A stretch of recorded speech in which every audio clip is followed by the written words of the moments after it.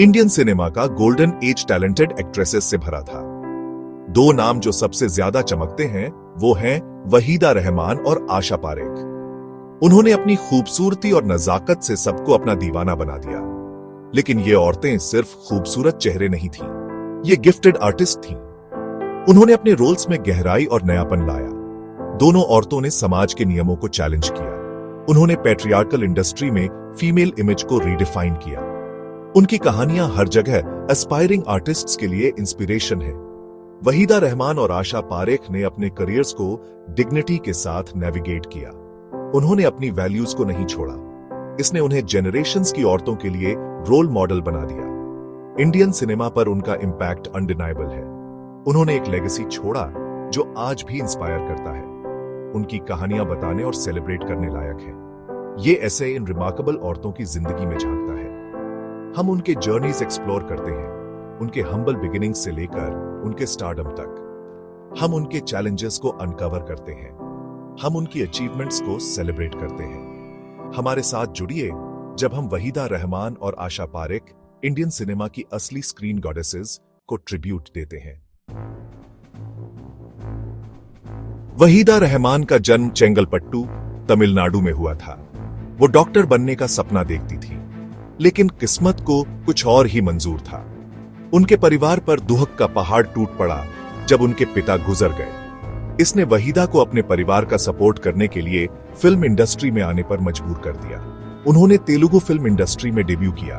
उनका टैलेंट अनडिनायबल था। जल्द ही legendary film maker Guru Dutt की नजर उन पर पड़ी। गुरु दत्त वहीदा रहमान को हिंदी सिनेमा में लाए। उन्होंने उन्हें 1955 में प्यासा में कास्ट किया। यह फिल्म एक मास्टरपीस थी। इसने वहीदा को एक पावरफुल एक्ट्रेस के तौर पर एस्टैब्लिश किया। उन्होंने 1921 में कागज के फूल और 1968 में साहिब बीबी और घूलाम जैसी दूसरी क्लासिक फिल्मों में काम किया। उनकी परफॉर्मेंसेस न्यूआंस्ड थीं। उनमें इमोशंस की एक गहराई दिखती थी जो स्क्रीन पर कम ही देखने को मिलती है। 1964 में गाइड में वहीदा रहमान का रोजी का पोर्ट्रेयल ग्राउंड ब्रेकिंग था। उनके कैरेक्टर ने समाज के रूल्स को चैलेंज किया। उन्होंने अपनी इंडिविजुअलिटी को अपनाया। फिल्म क्रिटिकली और कमर्शियली सक्सेसफुल रही। इसने वहीदा के सिनेमैटिक आइकॉन स्टेटस को पक्का कर दिया। वहीदा रहमान की पर्सनल लाइफ ट्रेजेडी से भरी रही। उन्होंने अपने हस्बैंड शशि रेखी को शादी के कुछ समय बाद ही खो दिया। अपनी पूरी जिंदगी में उन्होंने चैलेंजेस का सामना ग्रेस और रेजिलियंस के साथ किया। गुजरात में जन्मी आशा पारेख ने अपने करियर की शुरुआत चाइल्ड आर्टिस्ट के तौर पर की थी। एंटरटेनमेंट की दुनिया में उनका सफर डांस से शुरू हुआ। उन्होंने क्लासिकल डांस फॉर्म्स में ट्रेनिंग ली।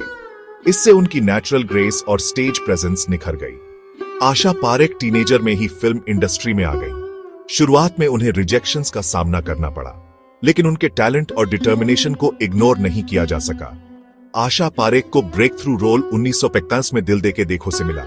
उन्हें ऑडियंस ने तुरंत अपना लिया।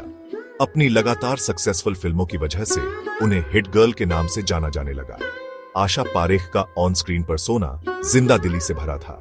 वो बबली और एनर्जेटिक थी। उन्होंने 1961 में जब प्यार किसी से होता है और 1968 में तीसरी मंजिल जैसी फिल्मों से लाखों लोगों के चेहरों पर खुशी लाई। अपनी कमर्शियल सक्सेसेस के अलावा आशा पारेख एक वर्सेटाइल एक्ट्रेस थीं।